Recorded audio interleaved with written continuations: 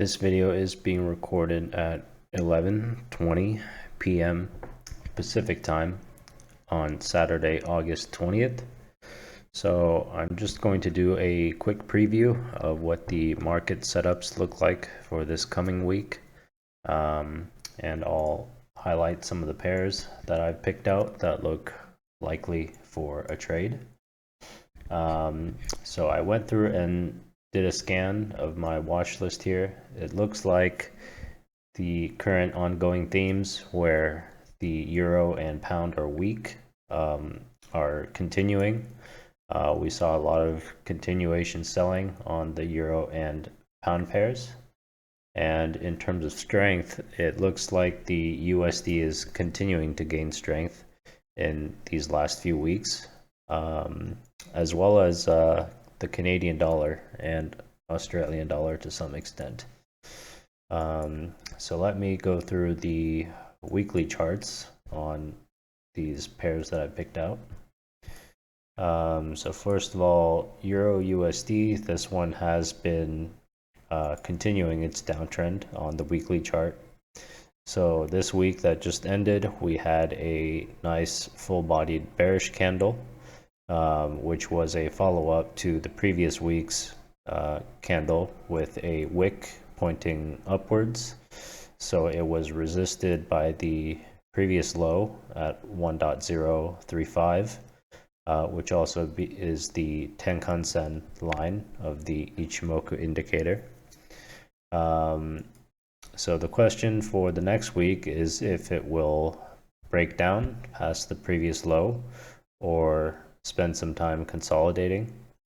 So even if it goes to the previous low, there's still about 80 more pips to trade until the exact low, which formed on July 14th. Or the market could keep its momentum and we could see a clean breakthrough in the weekly candle this week. So yeah, there's not really much support on the higher monthly time frame, so it's entirely possible we will see more accelerated selling on this pair. So Euro USD is one to watch out for. And comparing the euro to some other currencies that we see, this is Euro Australian dollar. So last week it was a bullish candle which got supported at the previous resistance, but this doesn't mean the pair is going up. As you can see, almost half the candle is a wick, so there was some selling pressure, and it did not escape the previous week's bearish candle boundaries, upwards or downwards. So this candle is engulfed by the previous candle here. And let's look at Euro CAD. It's a similar setup in terms of that it's at the previous low support right now. So this next week, if it does break through, then that's a confirmation the trend is continuing. Otherwise, it could remain in a range for a while.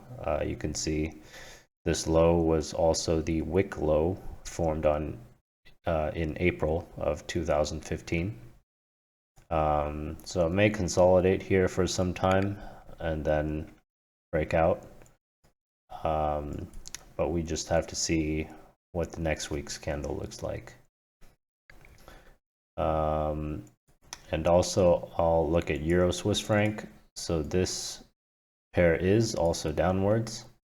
The weekly trend is actually very sharply downwards. We had a continuation selling candle this week.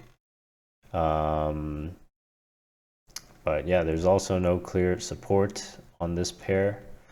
But I will say it could be possible the downwards momentum is slowing down. We see this last week's candle's body size was much smaller than the previous week's. So yeah, we'll have to see if the daily candlesticks break out of the previous low.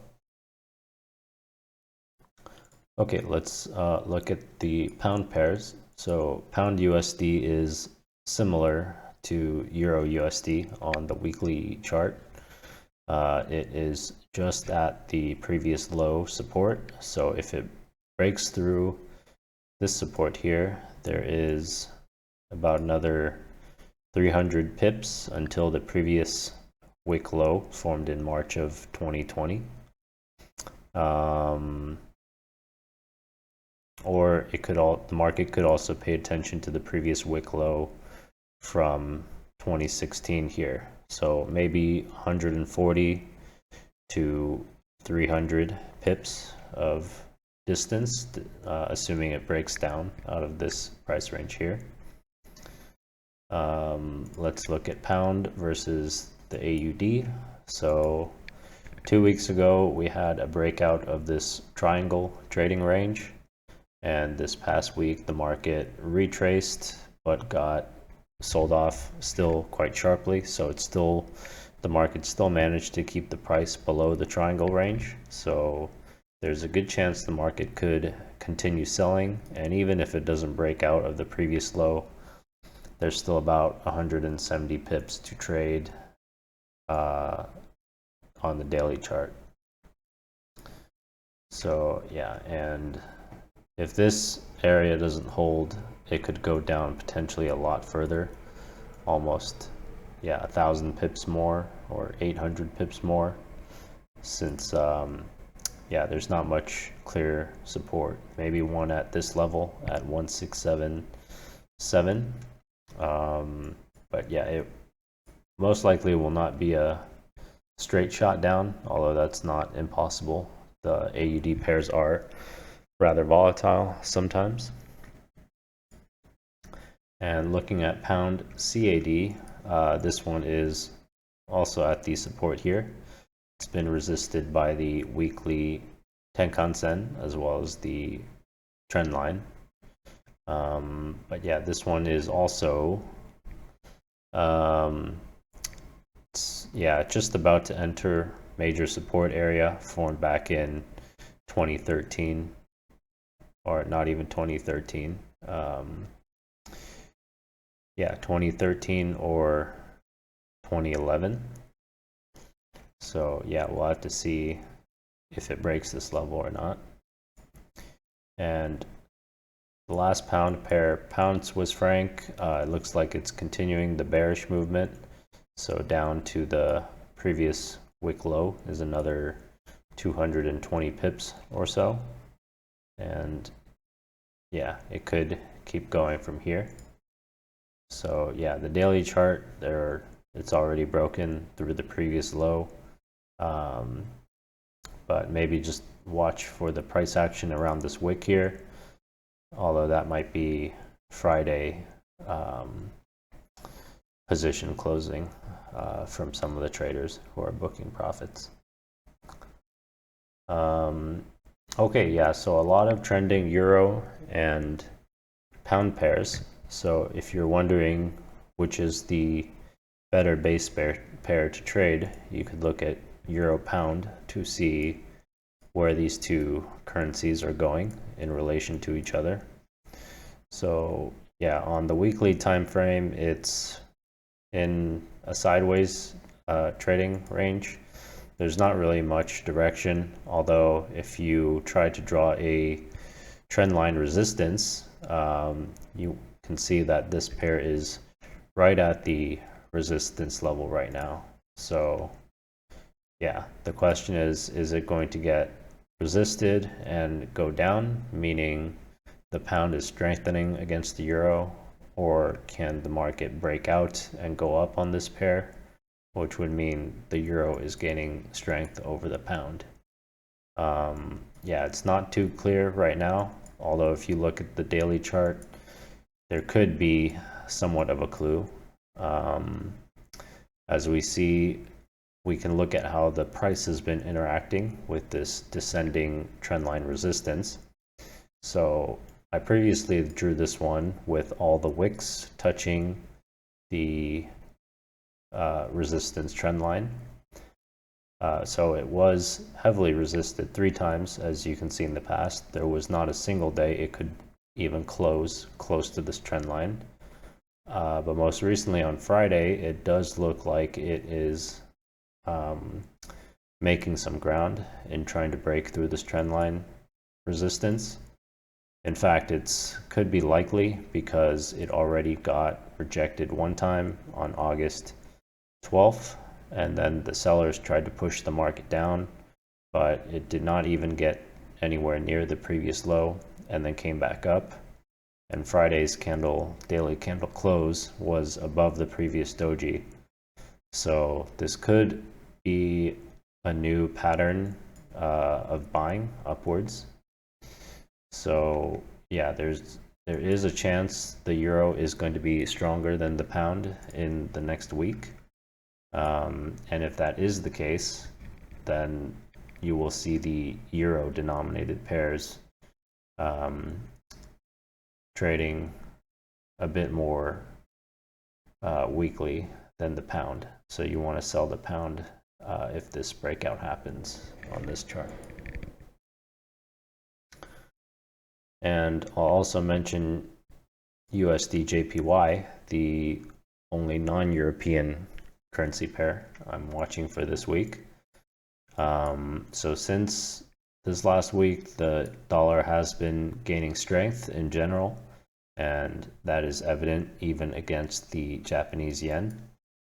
So the question for the last 2 or 3 weeks was if the market was going to be supported by this Tenkan-sen line. And from last week's price action, it looks like the market is managing to keep the price above it for now. It's trending up in the longer time frame, but in the medium time frame, it could go into a sideways trading range, especially if it touches the previous high maybe this next week and fails to break out and gets pushed back down into a sideways trading range here. That could happen. But yeah, I was following the 4-hour time frame this last week.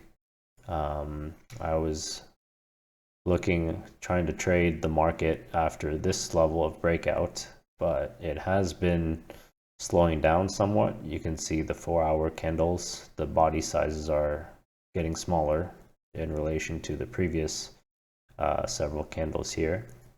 And it looks like it is forming a top right now near the previous high of 137.37. So yeah, looking at the 4-hour time frame, it could get sold off and go back to the Tenkan-sen on the 4-hour chart, which is 135.9 or somewhere around the previous high area, 135.54, so in this range. And then it could go into a range or continuously break out. But yeah, on the daily time frame, if it continues to be bullish, there's still another 240, 250 pips until the all-time high formed back in July 14th. So yeah, if the price breaks out on Monday or Tuesday next week, there's a chance we could go to the all-time high, which would give somewhat of a chance in the weekly or monthly time frame for USD JPY to keep making new highs. But yeah, these are the pairs that I will be looking to trade for the next week. Most of the ongoing trends have been the same for me. I'm either looking to sell weakness in the euro or the pound against the stronger currencies, which is either going to be the US dollar, the Swiss franc, or maybe the Canadian dollar these days. Those are probably my 3 top picks for strong currencies. And to give an idea why the Canadian dollar and Australian dollar is going up, I'll talk about oil for just a brief moment. So I do watch the energy markets as well. This one is NYMEX crude oil. So it could be that the market is predicting somewhat of a bottom in the oil sell-off since June. As we can see on the weekly chart, it is getting close to the previous high at $84, and the buyers have been able to somewhat defend this price range for the last 5 or 6 weeks. So the market could be interpreting, because the Canadian dollar and oil price are tied together. It's one of Canada's major export products.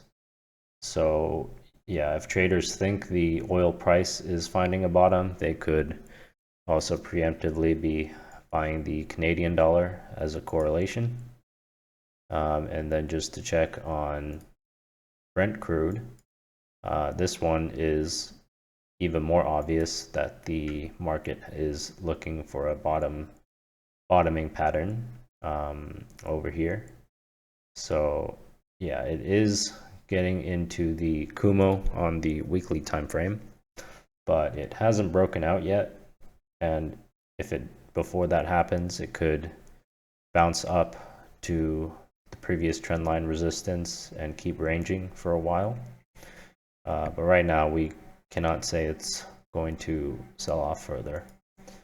So those are the futures, and taking a look at XLE, the spider sector, energy sector ETF, we do see even more bullishness than the futures prices of oil itself.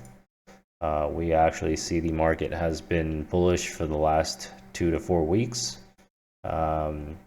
Yeah, even though the sellers tried to sell on the week of August 1st, we had 2 consecutive candles of buying, and these were full-bodied candles on the weekly time frame. And the fact that the price opens within the previous week's candle, and even the open of that candle even lower before it, shows me that sellers have come in to try and bring the price down. But over the course of an entire week, the buyers are able to keep the price level or even advance it slightly. So yeah, looking at the daily time frame, Friday closed right at just past the highs made, $78, $78.50. So yeah, and we've been getting higher lows since July in XLE. So this is another sign that the oil rally may continue, or at least stop falling, if the market is preemptively buying the oil producing companies. And in addition to crude oil, I will also mention the natural gas price for a moment, because that is another traditional energy source that is closely correlated, and a lot of the same oil companies produce natural gas in their portfolios. So let's look at natural gas. Has a few different prices depending on which part of the world it's traded in. The European price is higher than the price in dollars in the American markets right now, because of global geopolitics and what's going on in Ukraine and Russia.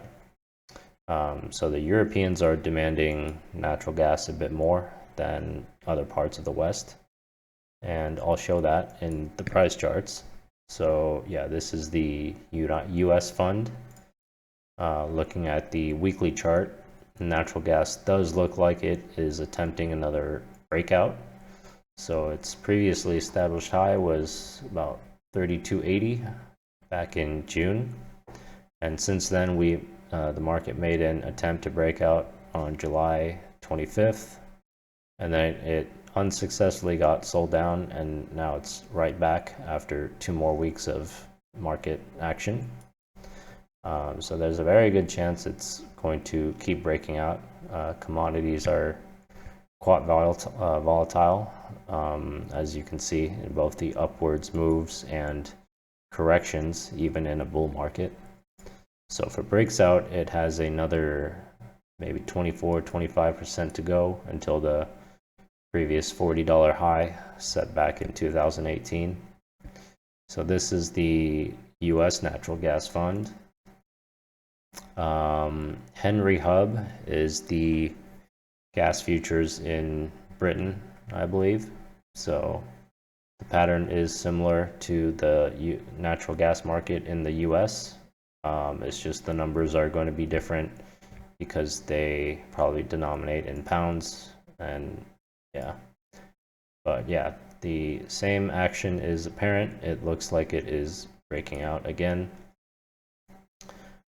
And then the Dutch TTF.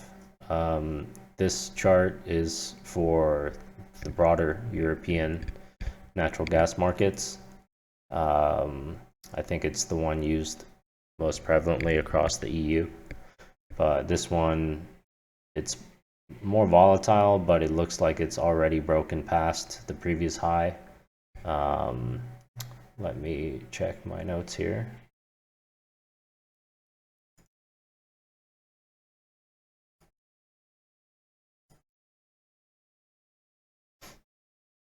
Oh, I don't know how to read my notes right now, but yeah, this one I do remember is the major European natural gas fund. So yeah, this one is already breaking out here, and it could be leading natural gas in the other major markets. So between crude oil and natural gas, it looks like the markets could be expecting CAD to start going up. If I look at the USD CAD chart, yeah, I mean, over the course of a year and a half, the USD has been just stronger than the Canadian dollar. But they almost move in tandem. You never get a very big move in one way or the other. It's going up in this gradual channel here, so that tells me at least the Canadian dollar is able to keep up strength with the US dollar over the long run. So yeah, the two weak currencies I'll be looking for next week are the euro and the pound. And the three strong currencies I'll be watching is the USD, the Canadian dollar, and the Swiss franc. So yeah, you can see somewhat of a description of the macroeconomic landscape just by looking at the global FX pairs, which ones are rising in strength, which ones are falling. So it looks like Europe is declining in terms of currency strength due to the ongoings in Ukraine, the war there. And I've also heard some predictions that, you know, Europe is going to be in for a tough winter, because winter is usually when the energy prices spike when people demand heating. So yeah, right now it's the end of August, so it could be that companies and countries are starting to stockpile fuel for the winter. That might explain why the energy prices are moving. So, but yeah, that could be the outlook for the rest of this week, and I will keep monitoring the action as it unfolds.